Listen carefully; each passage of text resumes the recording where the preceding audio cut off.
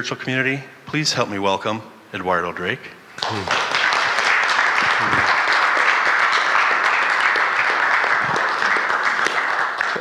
Thank you, Neil, for that kind introduction. I am excited to be here. I was running late this morning, so when I looked at the clock, I said, oh man, I gotta go. So I'm quite excited that I was able to get here before Neil started introducing me. So the theme for this month at Lake Harriet, as most of you know, is opening doors. And for me, I decided to title the talk, Opening Doors to Greater Humanity, Greater Community, and Greater Connection. These are topics that are very important to me because I really struggle mightily when I don't feel like there's harmony and connection and there's that sense of like things are working well in the world. And how many of you have felt some strife and stress and anxiety about all the stuff we hear in the news today? Raise your hand if you can identify with that. And those are things that really I think that we've all struggled with. And so I've been looking for answers, looking for ways to make sense of why things are the way they are. And how can we see the good that's here among us, that's all around us. So I've struggled with that, and I hope today to share with you some of the insights that have helped me find a little bit more peace and a little sense that things are working well in the world. And these are just ideas that hopefully that you can pull out when you're feeling stressed or looking for some insight into like, where's the light here, right? Everything seems dark. Where is the light? So here's some ideas that I've encountered that I hope will work for you too. So take what works for you. If it doesn't work for you, then just cast it aside. Let's see if I can get this clicker to work here. Point it up this way, Eduardo. Okay, you're up there. Okay. Well, one thing I want to mention about the Oneness Company, it's one of my vehicles for spreading some of these ideas. I'm a patent lawyer by training, and that's what I spend most of my time doing, but I started this kind of as a moonlight venture to just share things that I'd learned along the way at workshops and in my own readings and so forth. Okay. I'm pressing the button and it's not. Okay.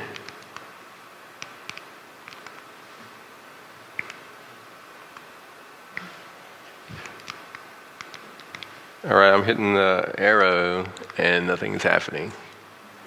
Can you advance it up there, Gary? So here's a little bit about my journey into exploration. You know, like most things we learn in life, something goes bad in our life and then we have to try to figure out and make sense of it. I had a marriage that was falling apart and I realized that I didn't know how I got to that point, and I got curious. Ended up going to a workshop, men's workshop out in San Francisco. It was a 3-day affair and really had my world blown open and learned a lot of things that helped me show how I was in charge of creating the level of connection and community that I experienced in the world. And I ended up I felt like I discovered ice cream. And because I realized, wow, I had a lot more power than I realized that I had. And so I went back for more ice cream, and eventually I realized, wow, I can't go to San Francisco every time I want ice cream, right? This is important to me. And so I ended up taking a training course out there for a year, and that really helped me focus a lot more energy and attention on connection and community and what that meant. And then I brought that back into my world as a patent lawyer, as a father of twins, and so forth. That's working. It's right here. Just do it. Okay, thank you. So, greater humanity. This is one of the most powerful quotes I've encountered over recent years. One of the greatest advances that we're going to experience in the 21st century aren't going to be from technology. They're going to be from an increased understanding of what it means to be human in the world. And I think that's something that we don't think a lot about. And it's something that I've had to grapple with in my own life because of my own personal circumstances. This is a picture of my parents. My father's a black man from Tennessee. He went to the Peace Corps. He went to actually Guatemala, and he met my mom. And he came back, and he had a son and a wife. And I grew up in the Deep South in Alabama, and I went to first grade. They didn't have kindergarten then. And kids would come up to me, and they wanted to touch my hair because all they knew in that part of Alabama, rural part of Alabama, was white and black. And I did not fit their understanding of what the world was. So what are you? People wanted to know what I was. And, I was irritated. I don't remember when I first learned the word human, but I remember in those moments when the kids were wanting to touch my hair, asking what I was, that I responded, I'm human. I'm human. And that's what I've come to understand. I'm 56 now. What I've come to understand is that not many people actually end up saying that in any kind of a conversation with someone. Like, I'm human, right? I'm human. And that was the only way I could find to make sense of my way through the world. So, I'm human. I wanted to find something that I had in common with other people. And that's me right there in a first grade picture. So right now I want to invite you to stand up and find a partner. If you would please, stand up and find a partner. We're going to be human together. If you don't have a partner, raise your hand.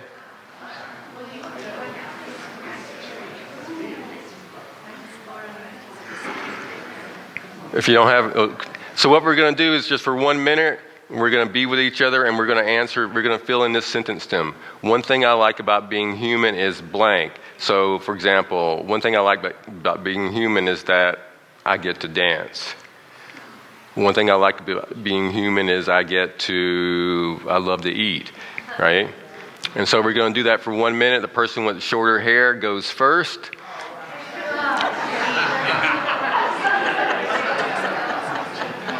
Ready, set, go, and then we're going to switch roles. How many people here are morning people? How many people consider themselves nighttime people? Now, back in prehistoric times, can you imagine that if you had a tribe, all you had was morning people, right? Everyone turns into bed early, and say you got attacked in the middle of the night. Everyone's sleeping. The entire tribe or clan would be wiped out because no one was up standing guard. Turns out about half the population would identify themselves as a morning person, and other half a nighttime person. So, in this bigger context of humanity, if we've got morning people and night people, they seem to serve a function in terms of the survival of our species, right? The survival and protection of our families. How many of you like new things and really just like go after new things when you're exposed to them? Yeah, I'm really open to new experiences myself. There's actually a personality test that's been used across the world and proven by psychologists that humans have basically 5 traits. And these traits are sort of what they call normally distributed across the population. And openness is one of those traits, open to new experiences. Now, can you imagine in that same prehistoric village or clan that everyone is open? Like me, I'm like off the charts, like 98th percentile openness. I will try new food, right? If there's something in the refrigerator that's been there a long time, my kids are suspicious of it, I'll taste it.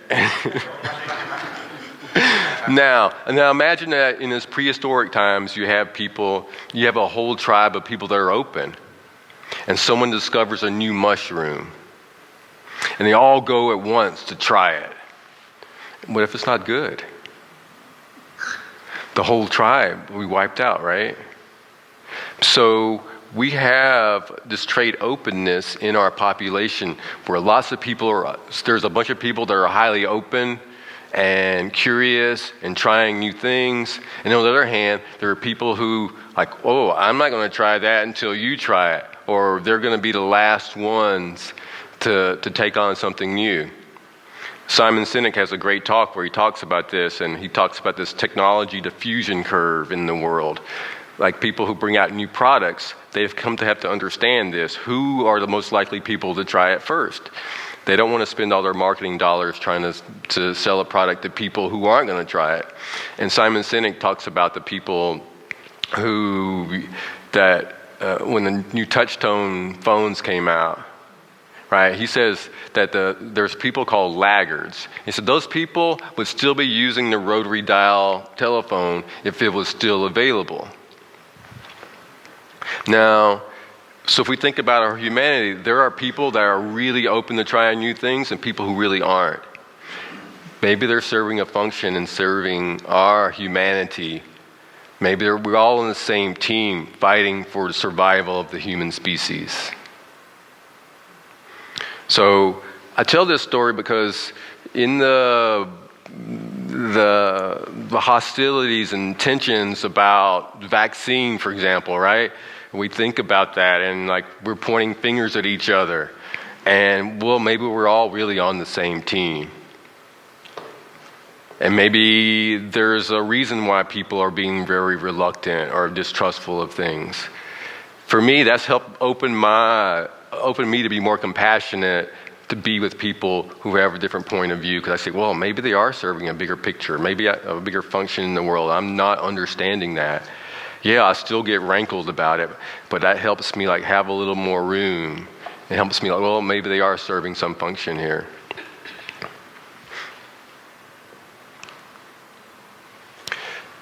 So hopefully that will open you. I hope this idea of humanity and us all playing some role in the survival of our species may be one access point for experiencing greater humanity in the world. Community.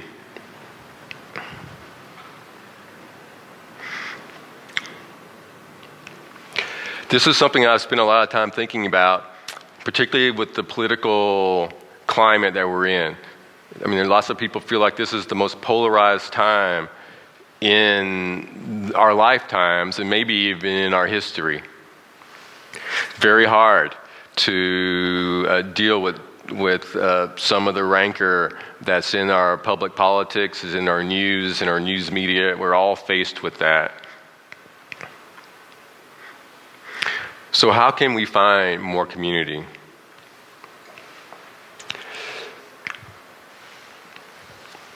How many of you have stopped talking to a friend or a family member because of some political view? Raise your hand if you've done that. How many of you have, I have clients as a lawyer that I'm very, I have to talk to them. I want to talk to them. I want to be of service to them. And yet I know there's areas that I don't want to get into those areas with them because I know that they're on the other side, or they're not as open to me as a whole different political views at the same time. According to research, 1/3 of Americans have stopped talking to a friend or a family member because of political views. This is very disheartening. What do we do about this? How do we find more room to be with people that are having a different political view than us?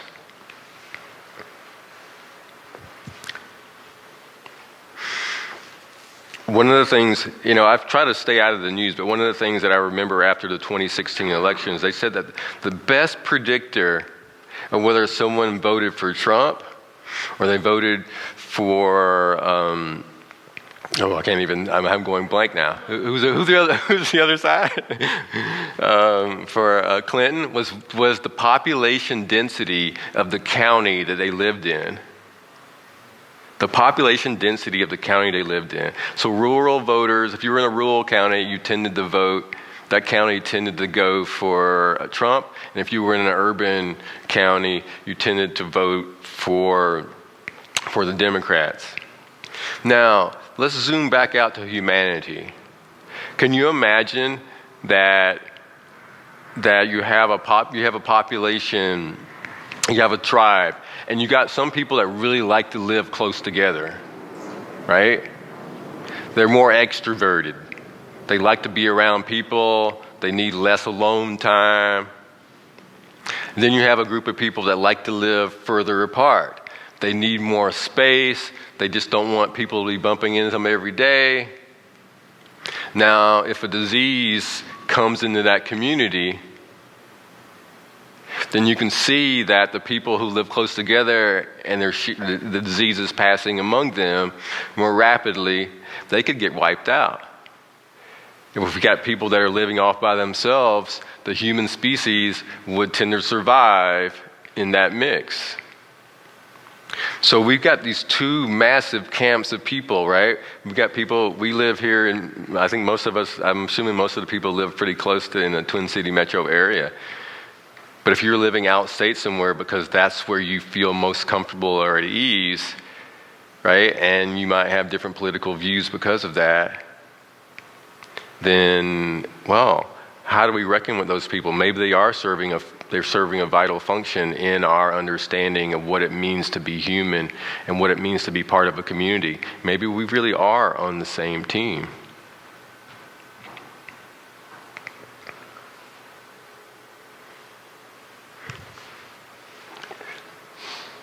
So when I was I'm a patent lawyer, I'm a word guy. I've always been fascinated with dictionaries. As a youngster, I would just get lost in the dictionary, go look for a word and then look up for a word in that definition, and then I could be in there for 5, 10, 15, 20 minutes, half an hour when I was looking for one word.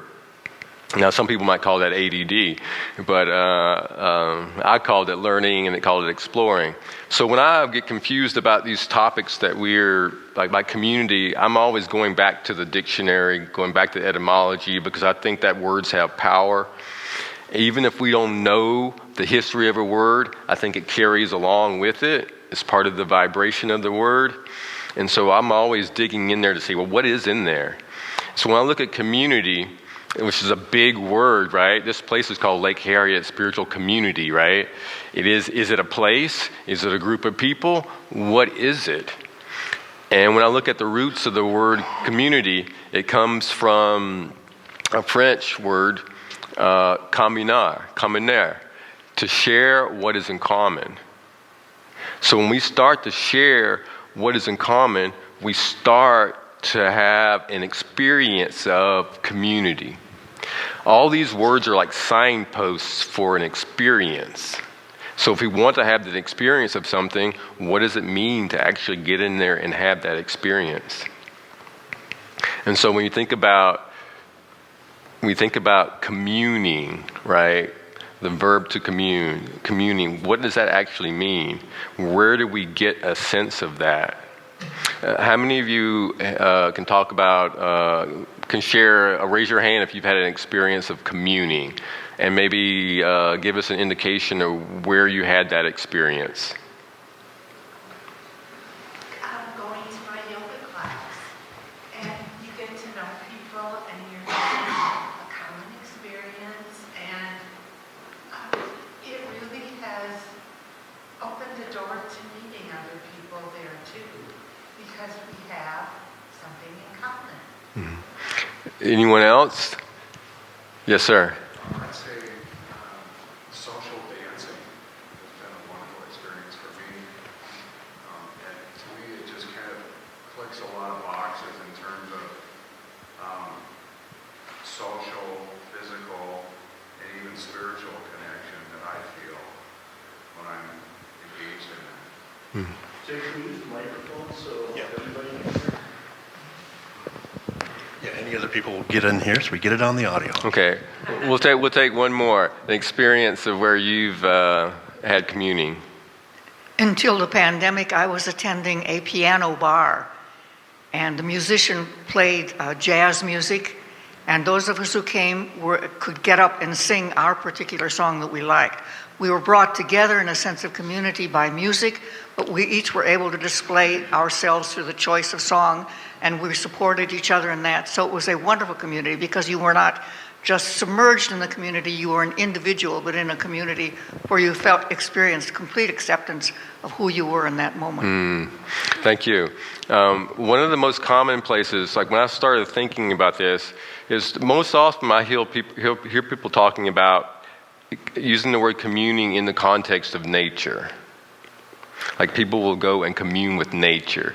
You don't often hear people talk about communing in the sense of doing with other people, but that's what one of the points I'm wanting to come across, to bring across, is that it's something that we experience a lot of times around people, and in this context we're thinking about people, but nature is one of those places where a lot of people go seek to commune. They'll spend hundreds or thousands of dollars to go someplace to have an experience in nature.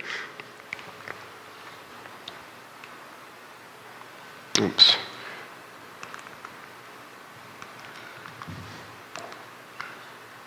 All right, Gary, I lost the button again.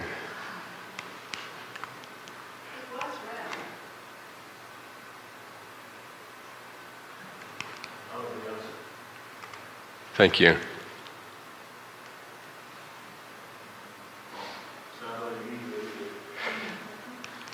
Oh, there we go. So yeah, here's some, oops, and we got a bunch of them queued up. So these are some pictures of nature. And when I think about communing in nature, I think that there's I try to dissect, to break apart, what are the pieces of communing with nature that make it an experience of communing for me? What is it about going into nature that opened me up in a different kind of way? And one of the things I think about is that we go with a sense of wonder. We go to discover something. Like there's something out of our ordinary lives that we're going to experience. I also think we go with a sense of there's something good there for us, right? We go there no one goes into nature to commune with, no one goes to commune with something they think is going to be a terrible experience for themselves. They know there's going to be something good for there, so they're open to it. And then probably the most important part of it is that when we go commune with nature, we really offer our attention. We're very generous with our attention. We're hoping to get everything that there is to offer. So we go with a different level of attention.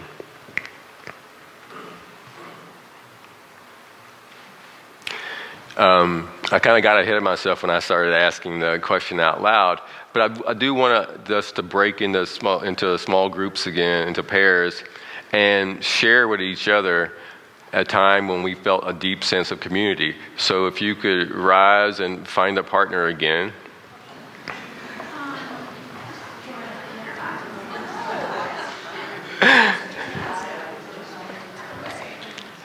Does anyone want to share something that was really interesting that they learned about community that they maybe didn't see here before that found surprising? How about you?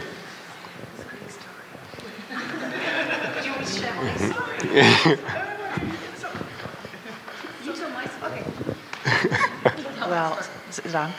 Sam, at about age 13, there was a storm. She lives in England, and there was a huge storm, and a tree went down and it blocked the neighborhood off, so no one could go anywhere. And they all kind of started hanging out together and got to know each other really well, and they just became a community. The neighborhood, everyone knew my second mom over there, and they just became really close as a community because of that incident. And I thought that was cool. Awesome. Anyone else?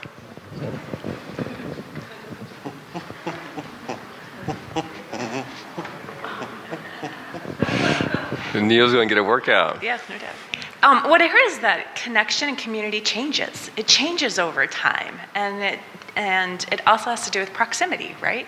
You can create community where you are at, when you are there, and it changes as you change in life as well. Thank you. So hopefully you'll find you've you've got some insights there that'll help you, that would open the door to a greater sense of community for you. I'm going to transition now into talking about connection. For me, connection is where the rubber meets the road in all these things. Is when we have these interactions. This is when we are going to experience whatever we're going to experience with another human, is when we come together. And so having some sense of that and a desire for it and being intentional about it is a very powerful thing. In our day and age, many of you have probably seen that there's a lot of news and press about loneliness in the world, loneliness in our country. People are experiencing loneliness at work. People are experiencing loneliness even in their own homes. And so there's lots more research and attention being placed on this. And so it's very appropriate, I think, that we talk about this in the context of our humanity and our community, because everything happens or doesn't happen when we're face to face with another human being. And so if we put more attention on that, we might start to learn and be able to tease out, what are the times when we had experienced connection, what are the times when we didn't? What are the difference in those? Just to give you some more context about how serious this is, that when people are experiencing loneliness, it has an impact on your health. Some studies have been able to show or correlate that that loneliness can cost you up to 15 years of lifespan. If you're familiar with the Blue Zones, which was written by an author here which was born right here in Minnesota, one of the attributes of the Blue Zone communities that they have a real sense of community, more connection, more sense of belonging. Among the most lonely people are youth. Like college, I have two twins. I have twins that are 19 that are in college, and there's lots of loneliness in that age group. And many of you probably know people that are probably experienced loneliness yourselves. Probably know other people who have. There's a lot more people living by themselves.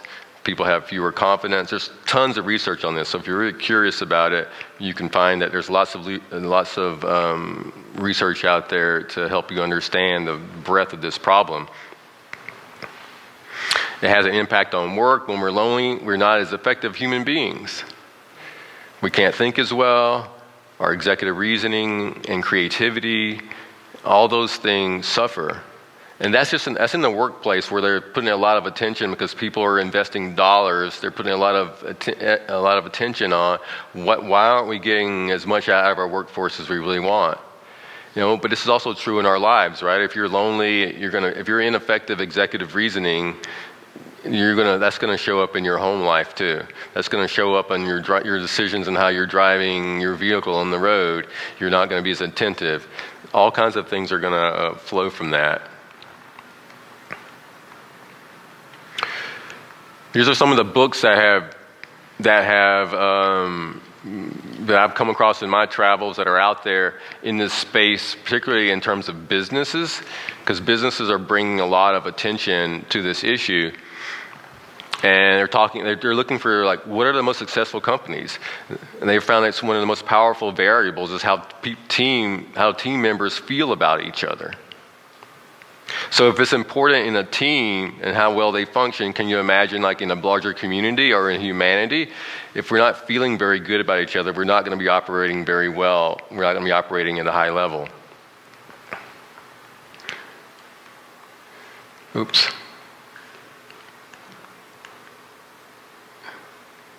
Companies are finding that trust between team members really matters. Do you trust them to have your back? Do you trust them to help you when you need it?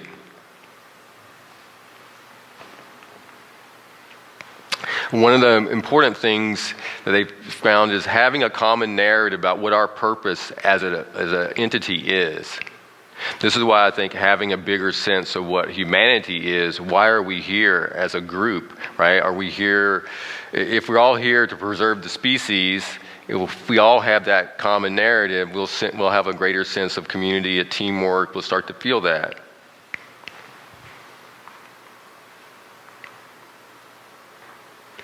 Oxytocin. There are companies that are measuring oxytocin in their employees. They're taking blood to see how their oxytocin varies throughout the day because they know that has an impact on the level of trust and bonding that they're experiencing in the workplace. So there's lots of tremendous research and interest in this area to try to understand how we're operating as humans and how can we be more effective. Collective intelligence. When people are operating together as a team, they're smarter, right? If we can harness everyone in humanity or in any community together and listen to each other and take into account all the observations and wisdoms that we have, we operate at a higher level. This is a really interesting book. I highly recommend it. It's written by physicists and mathematicians at MIT. So I'm trying to understand, why are we all so lonely, right? We know that it's good. We know we feel good. We're more effective when we are connected. And we've got lots of evidence that when we're not connected, that it sucks, right? It sucks individually. It sucks as in teams. So why aren't we doing a better job of being connected? I studied electrical engineering in college, and I worked as an engineer for a while. And one of the things we learned that I forgot and resurrected, and it came back to me as I was exploring this whole issue, like what is connection, right? There's not even a good definition of it. And as a patent lawyer, that's what I do all day, is try to write definitions for ideas. For 25 years, I've been trying to, people bring me their ideas, and I try to, define it in really clear words. But we talk about connection, and there's no really good definitions. So I struggled with, if I want more connection, at least I got to know what it is. How do I get more of it? I have to know what it is. How do I count it? How do I not count it? So here's kind of a brief history of connection as I've seen it.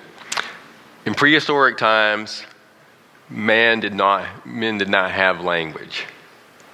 They grunted and they pointed at things, and yet they were connected. They had to be connected, because if they couldn't stay connected, it was going to be an existential event. If someone got disconnected from the tribe or the village and they were on their own, they weren't going to survive.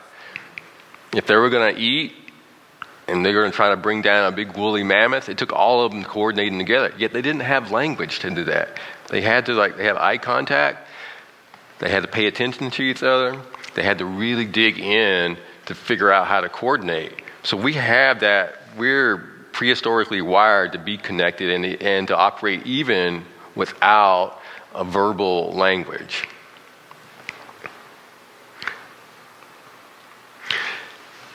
And then written language started emerging. Right, they had we had oral traditions, but then the written language started emerging. People started drawing on caves. We had the Gutenberg Bible, those things, right? Over time, we developed the written language, and written language started spreading. We had snail mail. And then we've come to understand today is proliferation of advertising, right? You can't walk anywhere without finding something written down that's communicating to you. The big difference between these two types of communication is that in engineering, we talk about connection-oriented communications and connection-less communication. Without having written language, we had to be there with each other in real time to communicate. We couldn't store words anywhere. We didn't have any symbols. And so we had connection-oriented communication. In engineering, we know this because there's systems that have been evolved, right? Telephone is connection-oriented. We had to be on the line at the same time. And connectionless started evolving in this sort of, I call this third phase of communications, where words are being left everywhere in advertisements and so forth. And then with the internet, we start seeing that there's words left everywhere all the time. We got words in our email, we got words coming in text, so we're learning what we call connectionless communications. We're spending more time in this connectionless oriented framework as opposed to connection. And so we've been really over time adapting to our technology. Our technology is really convenient to be able to leave a message for someone and not have them be there. But there's also a cost to it when we're hardwired and need to have this real-time feeling of connection. And so our culture today is dominated, I think, by this connectionless communication. And it's very convenient. It's great for passing information from one person to another, but it doesn't pass the most essential information that we need. It's that, hey, I'm here with you right now. We're part of the same group. We're in this together. And our nervous systems need that, because we're programmed that when we don't feel that, it's an existential threat, we have to get back to our tribe. And this is ancient circuitry in humans.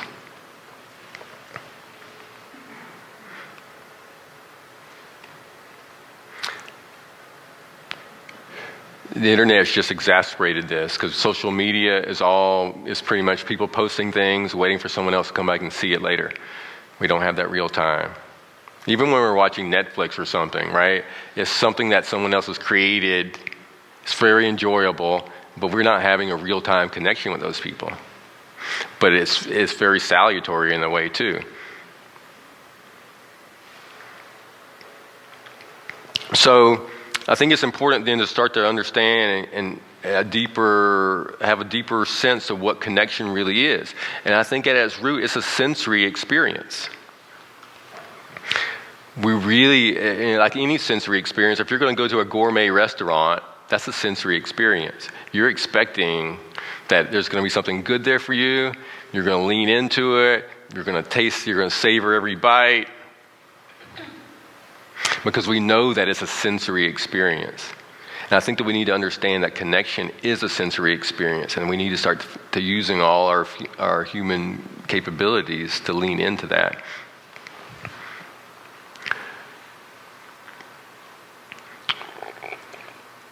So I'm going to skip through some of this.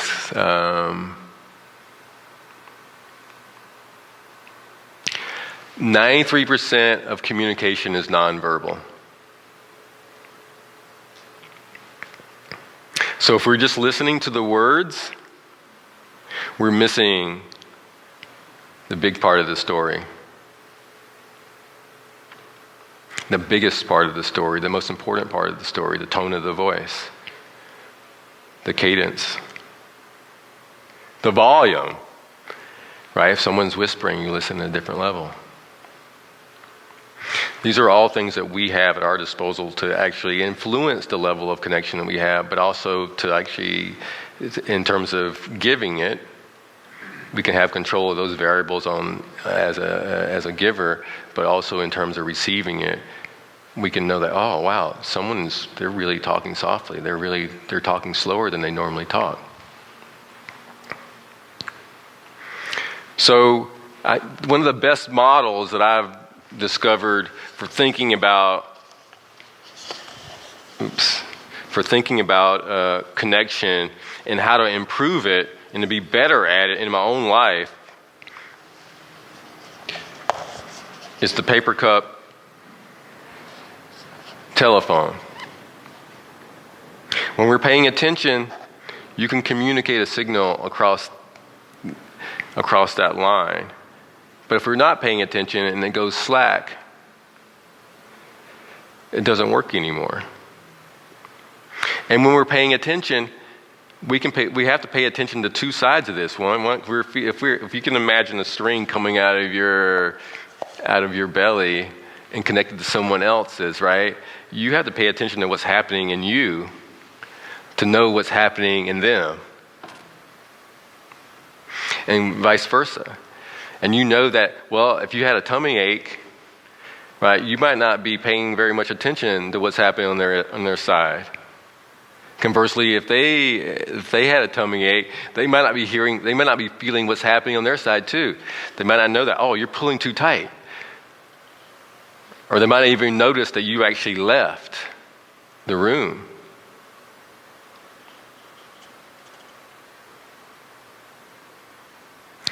So I think that thinking about a connection as a sensory experience and really starting to feel into those connections that we have with people and realizing that we can deepen that connection at any moment just by how we're using our attention is a very powerful gateway for us being human with each other, for us giving the connection that people are really wanting more of in the world. And that we suffer tremendously when we don't have it.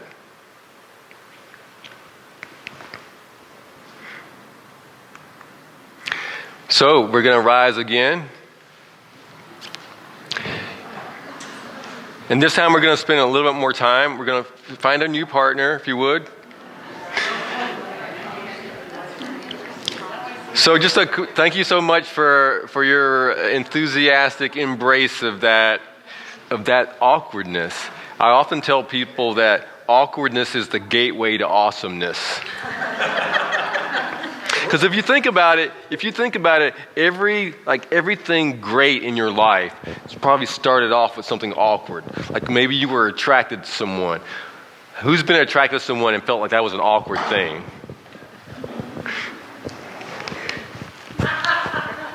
Learning something new, right? Like going to a dance class or something, right? Yeah. Awkward, right? But it can lead to so many beautiful things. So I think that connection is like that. How many of you ever jumped in a pool and felt how cool the water was and felt yourself just contract? Right? Awkward. But then it passed away, right? It dissipated. And all of a sudden you didn't even remember you were in the water anymore. I think that almost every human experience can probably be broken down into a phase like that, right? In the beginning, there's an awkwardness about it. It's new. Your body contracts. The whole sentence of it, right? Even when it's cold here in Minnesota, right? You go outside, but after a while, you start to relax and acclimate to it. I think that every experience is like that. That game, the noticing game, I called it. The noticing game. This is one of the most powerful words I think we have in our phrases that we have in our language. Being with you, I'm noticing, or I'm noticing. Because what you're sharing is what's happening behind the curtain. You're sharing something that's not known. And when you do that, you start to collapse the distance between people.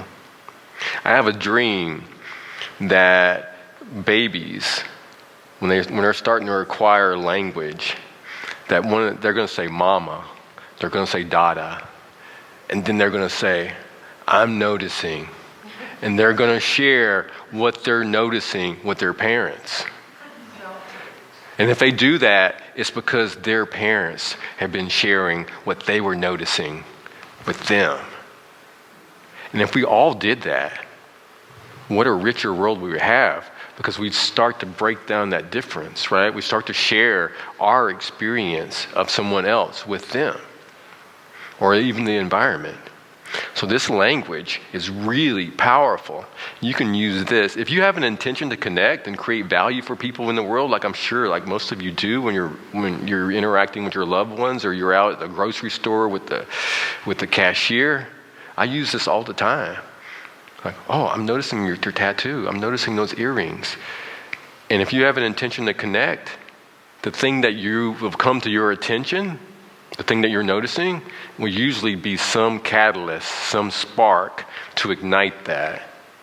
So I invite you, as you move back into the real world, that you use these magic words. I'm noticing blank. And just watch what happens. you will see people perk up. You will perk up because you will actually be paying attention to yourself, because you have to pay attention to yourself to even know what you're noticing. And you can't even lie about it. Because if you say, I'm noticing pink elephants, guess what? You just conjured that in your own head. And now you're sharing it with someone. So these words are really powerful. And one of the most powerful tools that I've found to use language to actually connect instead of pushing people away.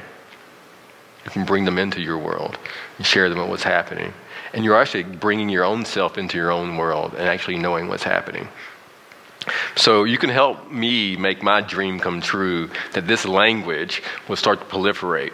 How many of you have say like, or find yourself saying stuff that you don't want to be saying? Like is very pertinent to me because I have twins, right? They're 19, and they've kind of gone through the like phase, where they're saying like every other word. Yeah. Like, hey dude, let's go to the movies, and let's have maybe stop and get some cheeseburgers before we go there and eat it.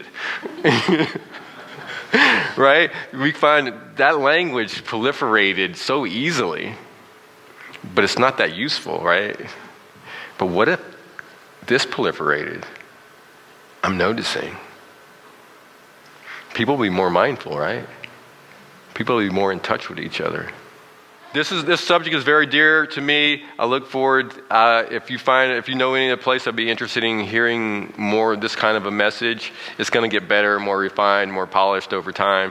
I'd love a chance to speak to it more. And if you don't, I'm noticing, and start noticing in your conversations with other people. That would be a huge blessing to yourselves and the world, I think. Thank you so much. Yay, thank you, Eduardo. Oh, that was wonderful. And Eduardo has a great way of making me feel awkward when I stare into his mind, but it makes me awesomeness. So find that word in the dictionary. All right. Wow, honey. All right. Awesome. Okay, we're going to do a little breathing exercise. And it's called straw breathing. It's actually one of the most powerful, easy things you can do to relax your nervous system. And so what you do is you inhale through your nose, and then you exhale through your mouth like you're blowing through a straw. And we're going to do 3 of those. That was number 1.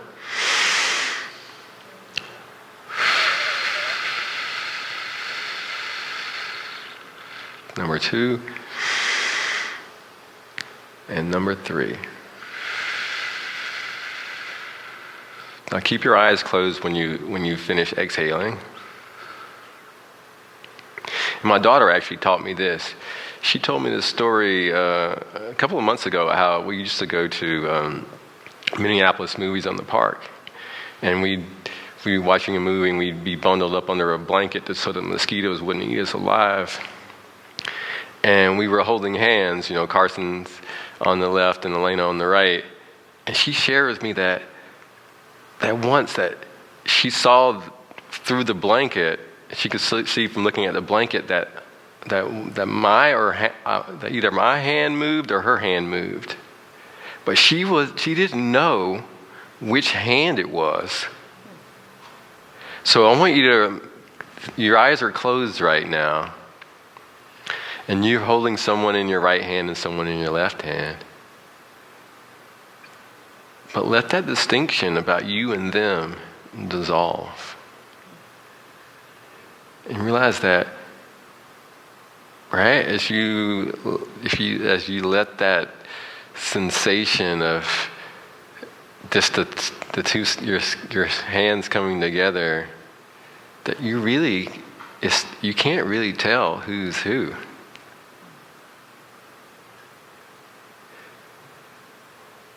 So hold that for a second, and then we're going to go around the circle and everybody's going to say one thing they're grateful for.